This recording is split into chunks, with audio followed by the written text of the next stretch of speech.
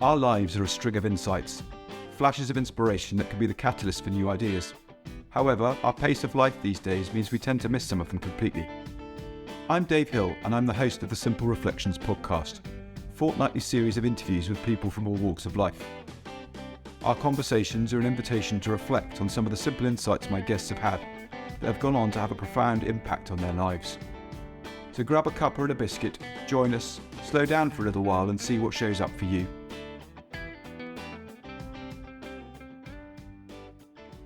Well, welcome to the next episode of the Simple Reflections podcast. Today I'm joined by Judy Sedgeman. Judy is a 3 principles practitioner and mentor based in Pittsburgh in the US. And she's been doing principles-based work for over 35 years now, which is really cool.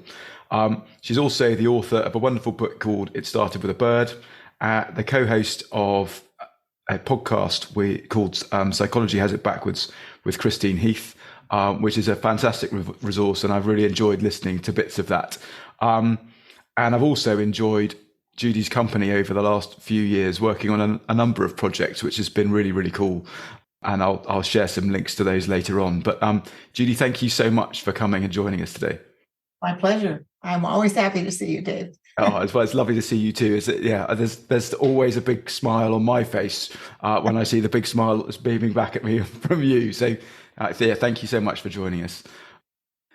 I was wondering, given the work that you've been doing for 35 years, I was just wondering if there's any particular sort of thread that you've seen weaving through all the various different client bases that you've dealt with in that time. Yeah, that's a fabulous question. I'm really glad you asked that. Because I was actually thinking about that the other day. I was reflecting on, just it's coming to be Thanksgiving here in the States, and I spend time the week of Thanksgiving, thinking about gratitude and things I'm grateful for, and letting people know that I'm thankful for things that they've said or done or whatever. So I was thinking about, and I thought, what I'm really grateful for is that I have understood what it is to be a human being, and seeing that once you see that, nobody looks different. I've worked with homeless people. I've worked with CEOs. I've worked with, big time executive groups, and I've worked with, poverty-stricken welfare mothers. And the common thread is everybody is a thinker, and everybody takes their thinking seriously, or they don't. And when they do, they suffer. And when they don't, they stop suffering. And when they understand the spiritual quality that they have, the strength that they have that comes from the spiritual ability to think, they stop thinking that thoughts they've already thought have importance. What's important is you can always think again. And so that's the common thread is, when you take it, when you see that differences dissolve in the face of our human nature, just as beings, spiritual beings living in a body, doing the best we can with what we came in with. We didn't pick our body, we got it. And so we didn't pick where we were born, who we were born to. None of those things were optional. But once we're born, everything is optional.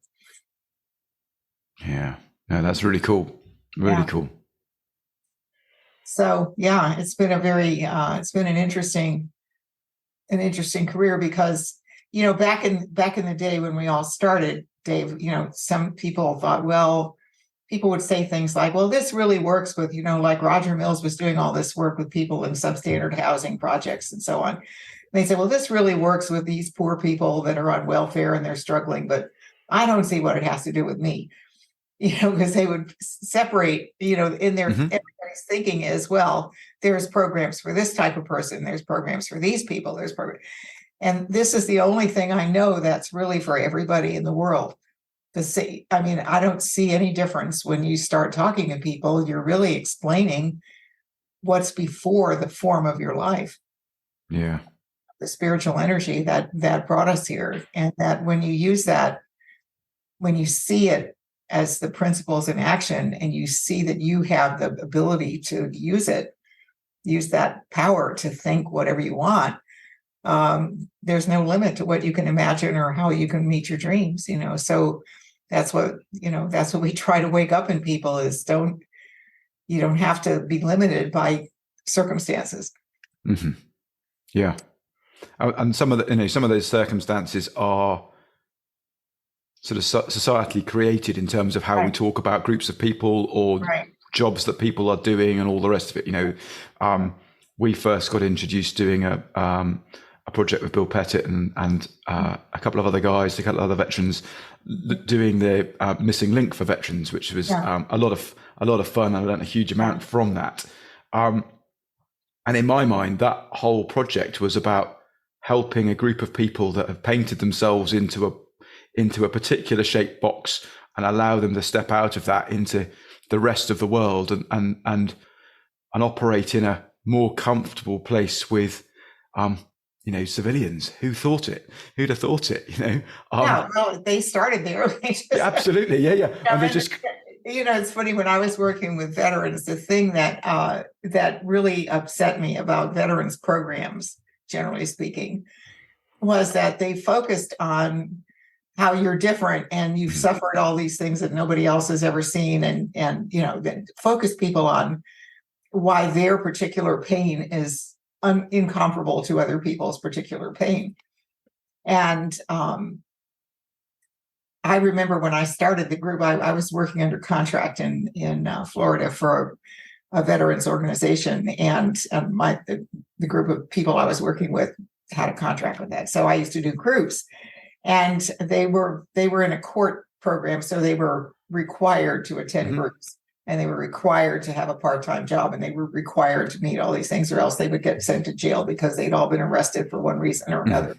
Never for felony, but petty crimes, mostly alcohol and drugs. And so the first day when I started my group, they all came in and they're sitting around. They don't want to be in group. And they're like, oh, God, we're going to sit in another group. And this lady is old. She doesn't know what she's talking about, and they're kind of like, they were looking for somebody that had been to war that really got it, And so they said, well, so you want us to tell you about what happened to us? And I said, no. And they said, so you want us to tell you what's wrong with us now, what we're struggling with? And I said, no. And they said, well, what the hell are we going to talk about? Because that's all they ever talked about in groups. And I said, how about talking about today? Like, what did you do today? And they were like, well, I went to work, or, I didn't go to work, or I, went to another group or whatever. And I said, well, that's different. And so one of the guys said, I taught my dog a trick. This is so cool. So he had he had a service dog, but he didn't have it with him at group because they wouldn't allow dogs. And I said, how come you don't have your dog with you? I mean, you're in a group, it could be a situation where the dog would be helpful. And he said, well, they don't allow dogs in this building. And I said, well, I'll fix that. So there were like 5 people in the group that had service dogs. They were like, we can bring our dogs next time. And I said, absolutely, bring the dogs. So I said, and you can teach the other people how to teach their dog the trick. By the way, what's the trick? Well, he had taught his dog to salute. So his Labrador would get up on its hind legs and lift this paw, and he would salute back, and that, and it was the cutest darn thing when they came in with the dogs, and then they taught all the dogs to salute. And then so we celebrated with dog treats and treats for them. And, and every day we would try to do something that was in the present moment. And, somebody said, well, when are we going to get down to serious stuff in this group? And I said, well, are you feeling better? And they all said yes. And I said, well, I guess we're down to it then. and so it had never dawned on them that just being happy in the present moment, having a good time with their friends now, having nothing to do with what's wrong or the war or anything else, and not thinking about how sad your life has been, was what cured people. Just getting present in their life today. So the war is over. And I remember one older guy in the group who was a Vietnam vet who said, you know what? He said, the Vietnam War has been over for a really long time, except in my head. He finally dawned on him that, that he thought about it all the time, but it was, most people don't even remember the Vietnam War. And I think that that's what's missing, is that people don't understand that joy is bubbles up in people in the present moment easily. And joy is curative, that feeling, finding that you still have that feeling, that the only thing that keeps you from it is focus on whatever's painful in your life, So it's the same thing when I did chronic pain groups years ago. I would do, that was when I was teaching in a medical school, and they would always want techniques to deal with their pain. Well, when you have chronic pain, there's really no techniques to deal with it. You're either on medication or you're dealing with it by experiencing it and letting it be there. And I was like, well, how about we talk about foreground, background? And they said, what do you mean? I said, well, because in this group, because this is the chronic pain group, you walk in the door and the first thing you think about is, oh, we're going to talk about our pain. Yeah. And I said, so pain is in the foreground and you're all experiencing your pain right now, right? And they was like, oh, yeah, you're always in pain. And I said, well, what if the pain was in the background, like bad music on an elevator? And you were having a nice conversation and the music didn't bother you. And they were like, well, how could you do that? I mean, pain is real. And I said, yeah, pain is real. If you've got something that hurts, it's going to hurt. But the reality that you experience is from your thinking about the pain, how you think about it. And I said, there are a lot of people with chronic pain who just have gotten used to having chronic pain and don't think about it much. And they enjoy life a lot more than the people that wake up every morning and think, oh, my pain is such a limitation. I can't do this. I can't do that. And I've got this pain and I've got to take these meds. And, they got it, because people would much rather feel better if they could. And it's in us all. And so I think that what the principles allow people to see is that they really are creating their experience of their reality. We don't deny people's real reality. If you're poor, you're poor. If you're homeless, you're homeless until something changes. And we can't say, oh, yeah, you could just be homeless and be happy and pretend you're living in a mansion or some stuff like that. We don't do that. We tell people, find peace of mind and you'll see a way to transcend your circumstances and make the reality that you experience a different experience of the same thing until you can see beyond it. Yeah, I think the fun in all of that is seeing the realization in people when they go, oh yeah, no, I've experienced that in the past. On many occasions, I've just chosen not to. It's just not been part of. It always looks like the exception. Yeah. Rather than oh yeah, that's weird, isn't it? Yeah, cool. Let's talk about that more. And I used to love it when the veterans, especially when they would start telling jokes and laughing and kidding around, they just completely forgot about being a veteran and just got to be guys in the room, Yeah. And I love that. I love those moments, and I kept pointing it out to them. I kept saying, "You see this? This is life now in this moment, and you can have this whenever you want it. You don't have to work for it. It's right there." Yeah. This isn't a once a week thing that you experience when you're in the group. This isn't the group that's doing it. Right. Exactly. Yeah.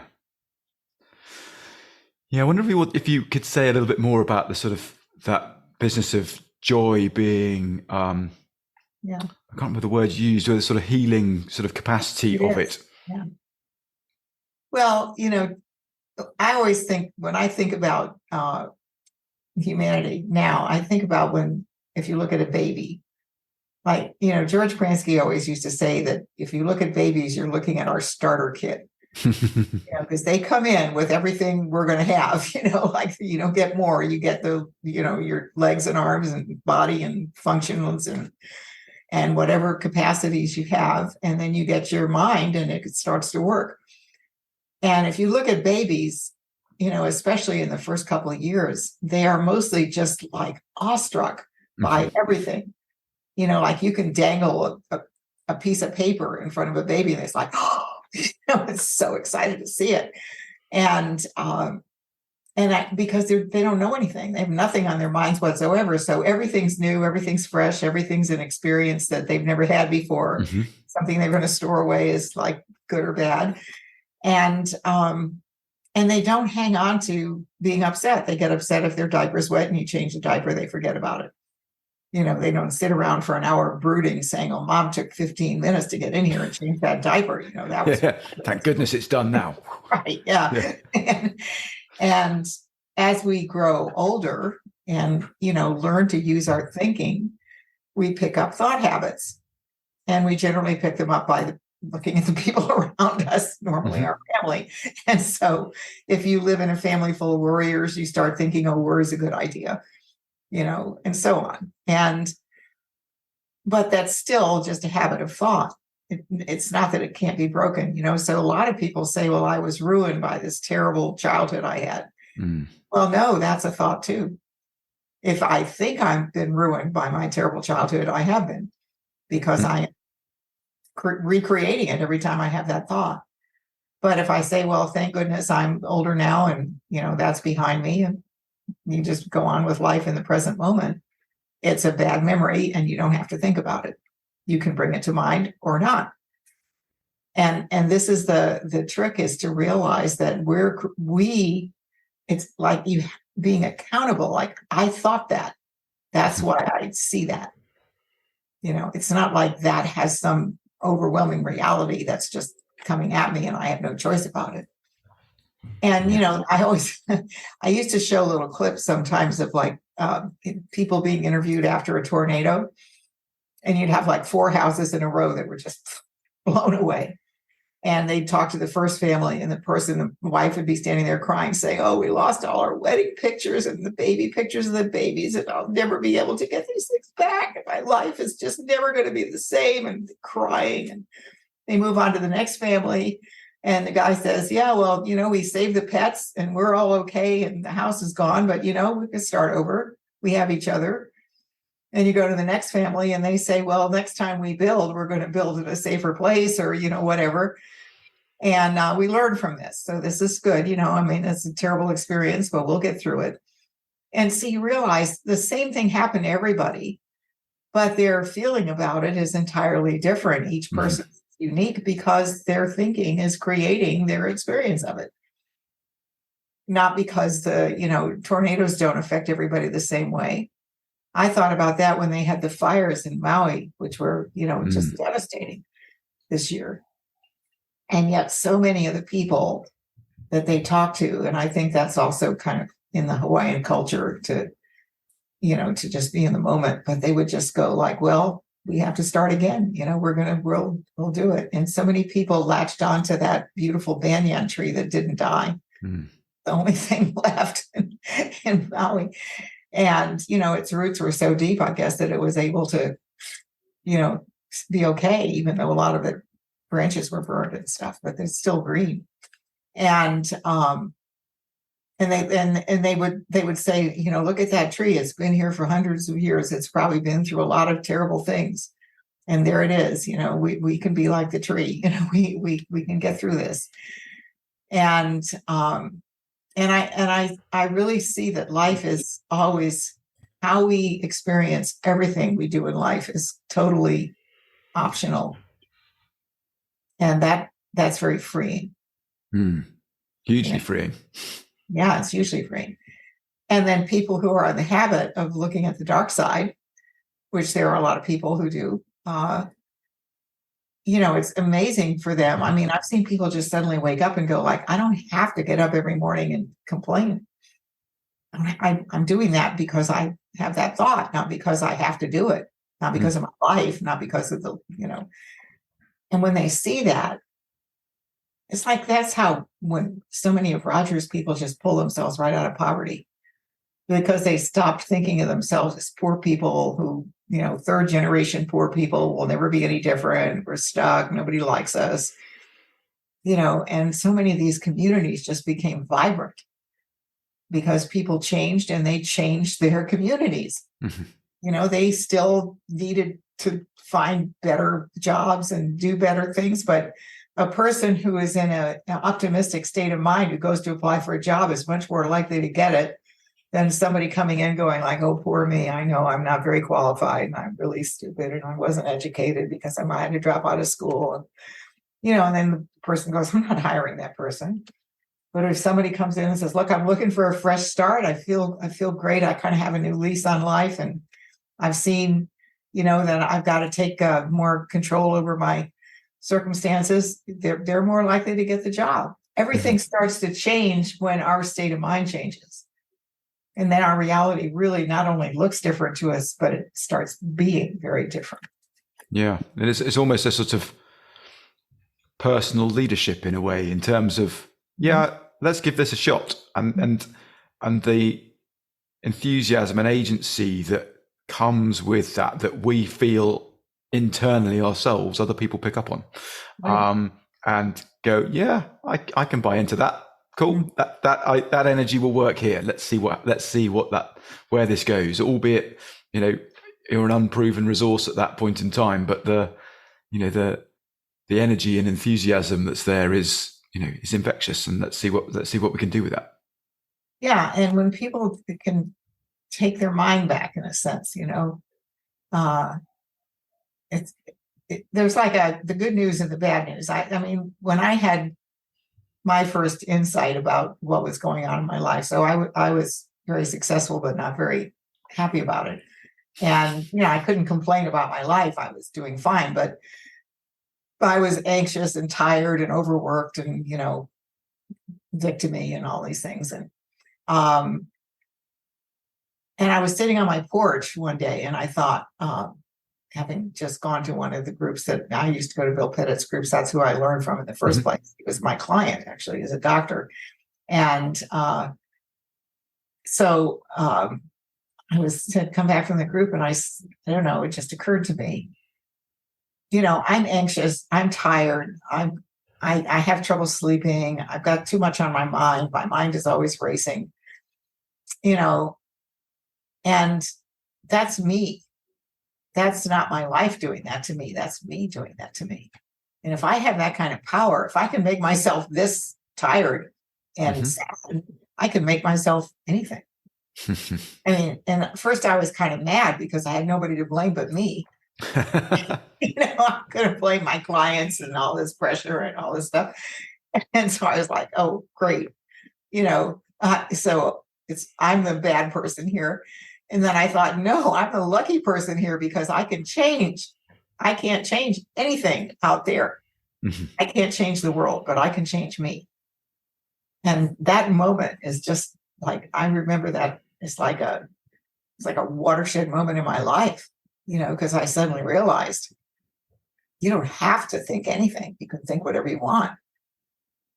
And you can make whatever you want of what you're doing, and you can see things differently, and you can look deeper, and you can quiet down and see what occurs to you. And I mean, all of those options suddenly open up. Yeah. And that was a life-changing moment for me. I mean, that was the beginning of a very long journey, and every day is a new day, but that was like a marker in my life, that sitting on that porch in like 5 minutes, everything changed.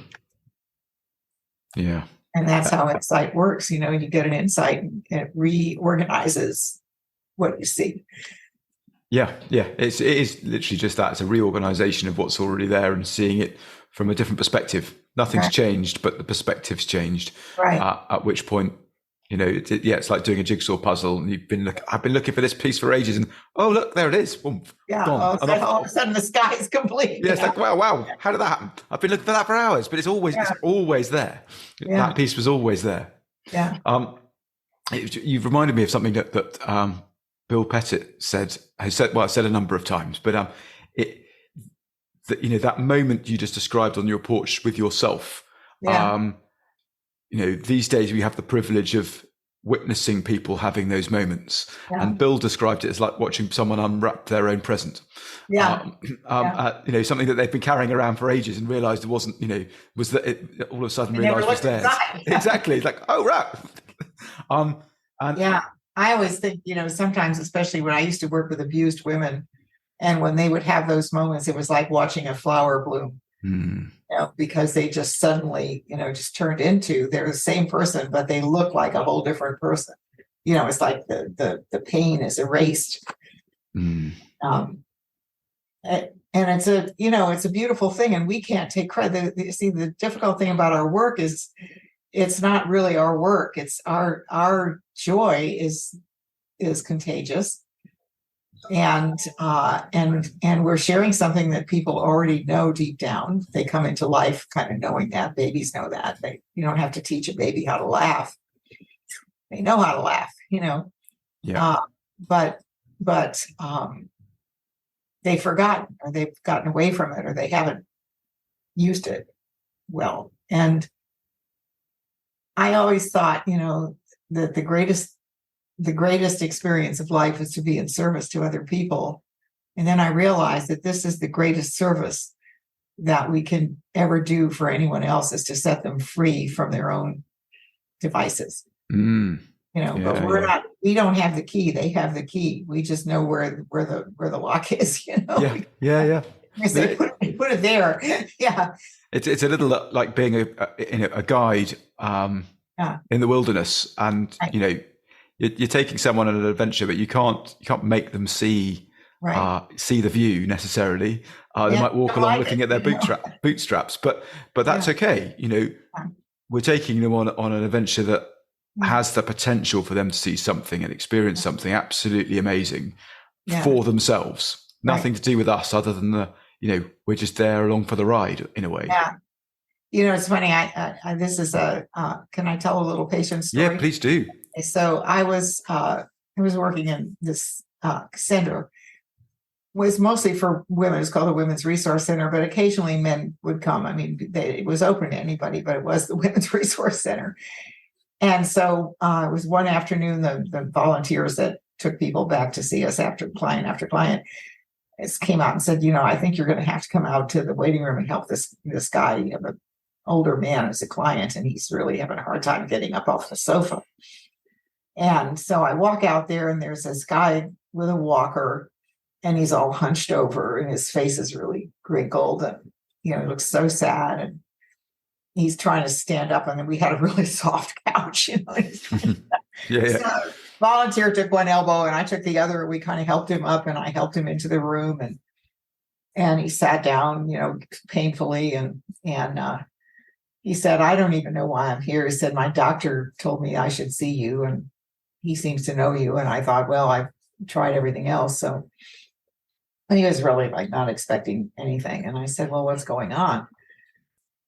And he said, his story was, he was a Vietnam vet. He had been wasn't even wounded. He just blew through the Vietnam War, killing people and succeeding. He was one of those guys, a real tough guy.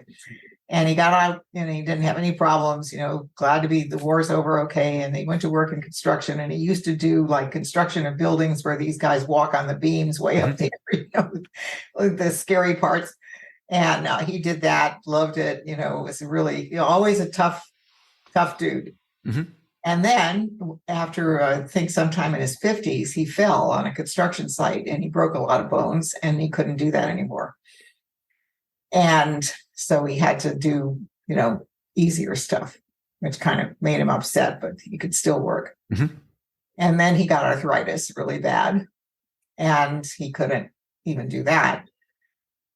But, he went home. He was living in a little community with his wife, and he started doing handyman work for people in the neighborhood. So, he was pretty unhappy, but at least he had something to do.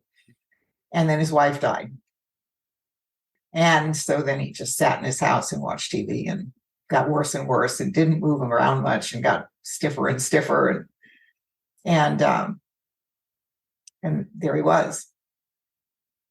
So I said, well, and he said, "I'm just miserable, and I don't understand why I can't die. I just wait every day. I wake up and I hope I'm going to die." He said, "I'm not going to kill myself, but I wake up every day and just hope maybe today's the day I'm going to die."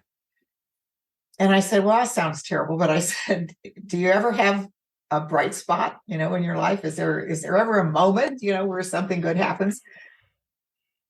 And he said, "Well, yeah." He said, "I have one neighbor who's also a Vietnam vet. He's my age, and he's only got one leg. He's got an artificial limb, and he's lost a hand. So he's got an artificial hand on one side. And he said, he's a funny guy. He's a really funny dude. And he comes over, brings a couple of beers, and we watch sports together.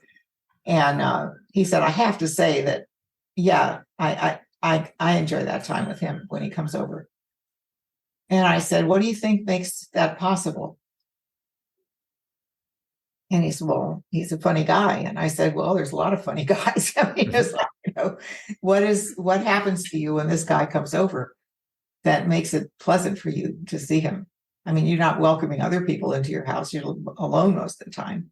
He said, yeah, he kind of barges in. He doesn't care about it. He steps in and says, get off your ass. We're going to, And so he said, well, I guess I just forget about myself for a while. And I said, that's interesting what you just said. He said, what did I just say? And I said, you said you forget about yourself for a while. And he said, so? And I said, well, that's how we enjoy life more. Is when life becomes more interesting to us than our pain and our misery and our thoughts and our negative memories. And he's like, well, yeah, but I'm alone most of the time, and I have no choice. I just think what I think about. And I said, well, how come this guy is happy? He's, he lost a leg, he lost a hand. He never had the life you had. He couldn't do all those things. And he's a Vietnam vet. I said, well, he's got a lot of friends. He said, he belongs to a veterans group, and they're all people that were injured back in the day. And they go to baseball games and they do stuff together. He's always telling me stories about their little adventures. They go to Walmart. They wheel their wheelchairs around, and they have wheelchair races at the parking lot. I mean, they do. And I said, and so why don't you go with him to that group? He said, oh, well, I wasn't injured in Vietnam. I said, I wouldn't fit in. And I said, well, it seems like, you may not have been injured in Vietnam, but you're kind of sad now. You probably fit right in, to somebody who got over it. And he's like, no, I can't go to that group. They don't want me around.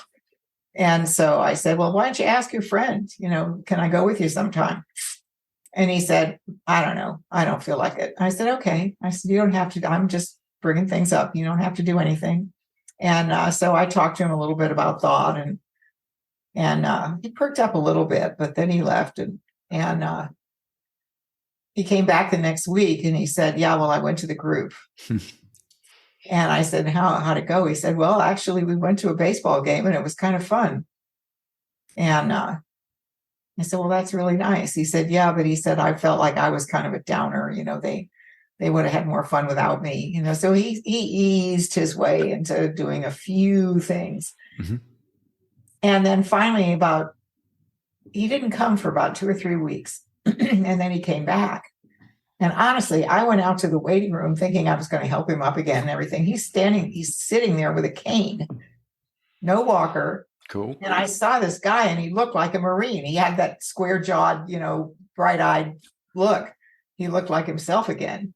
And he stood up with his cane, and he came in and strode into the office, and he said, I wasn't going to come back, but my doctor told me I should come back and thank you.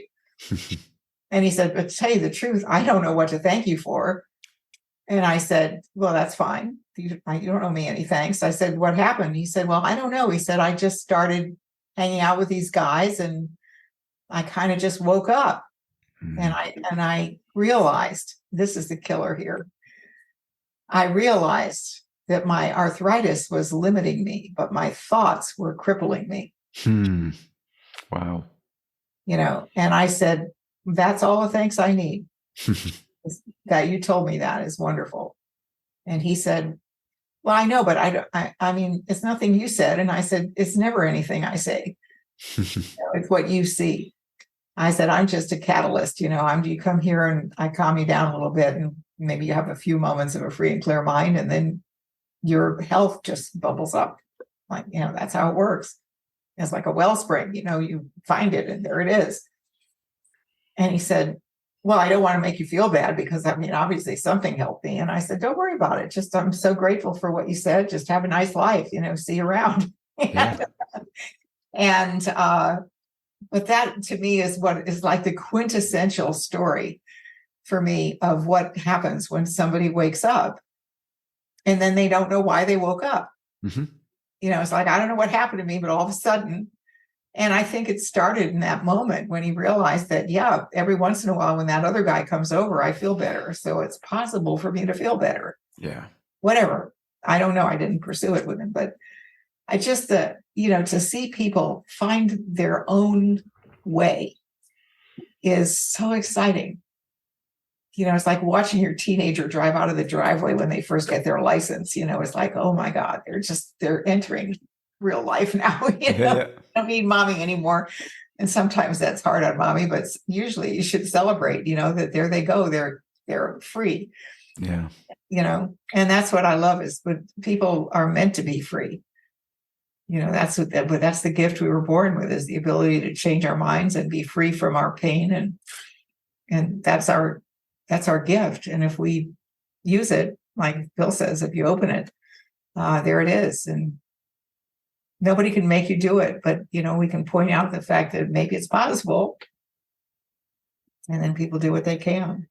Yeah. But I've never forgotten that my arthritis was limiting me, but my thoughts were crippling me. That's so true. Mm-hmm. Judy, thank you so much. I think that's a wonderful place to wrap it up. I know you're still hosting weekly with Christine on the podcast, but are there any other projects that you've got going on at the moment that you'd like to share with the listeners? Well, I don't know. I'm playing around with writing a book of client stories, and without too much conversation about it, just mm-hmm. telling stories about how just to give people hope. I guess they would be stories that show that no one is ever doomed, no matter how bad they think they are. Mm-hmm. And I might or might not publish that. I don't know whether it's going to be helpful, but I'm playing with it. And Chris and I are going to do some courses together. We did a course recently based on the first two books that Sid wrote, Second Chance and In Quest of the Pearl, for people who work in this field, mm-hmm. to show them that if they read these books and they follow the character that Sid creates that represents his mm-hmm. perspective, you can see that we are not doing therapy, but people change in our presence. You see how it happens. And no one, it's funny because people said, we've read these books before, but we were just reading the story. We never really thought, like, what's the magic here? Mm-hmm. But then if you really look at the conversations that the Sid character has with the people in the book, you realize he just has the little gift of waking them up. Yeah. And then they wake up and they say, they see it. And I think sometimes we still think we're doing therapy and we're not doing anything. We're just loving people and seeing the good in them. Amazing. So thank you so much, Judy. It's really, really lovely to see you today. Lovely to see you too. Thank you. Thank you for joining us today. If you've enjoyed the conversation, feel free to subscribe and join me and my new guest next time. If you're interested in the work I'm doing, or you think I can be of service to you or your organisation, please email dave@simplicityofmind.co.uk. Remember, see if you can find time to slow down and reflect. Those simple ideas might be worth listening to. Take care, and I hope you can join me in a couple of weeks.